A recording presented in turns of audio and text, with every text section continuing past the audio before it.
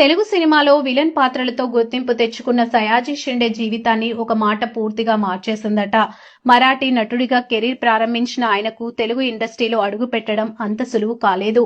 ఆ సమయంలో మెగాస్టార్ చిరంజీవి చెప్పిన ఒక సలహా తన జీవితానికి దారి చూపిందని తాజాగా గుర్తు చేసుకున్నారు.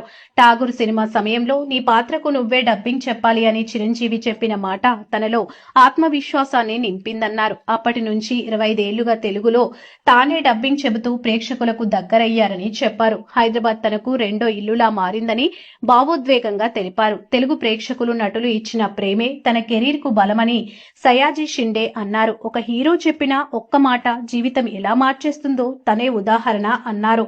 తెలుగు సినిమాలో విలన్ పాత్రలతో గుర్తింపు తెచ్చుకున్న సయాజీ షిండే జీవితాన్ని ఒక మాట పూర్తిగా మార్చేసిందట. మరాఠీ నటుడిగా కెరీర్ ప్రారంభించిన ఆయనకు తెలుగు ఇండస్ట్రీలో అడుగుపెట్టడం అంత సులువు కాలేదు. ఆ సమయంలో మెగాస్టార్ చిరంజీవి చెప్పిన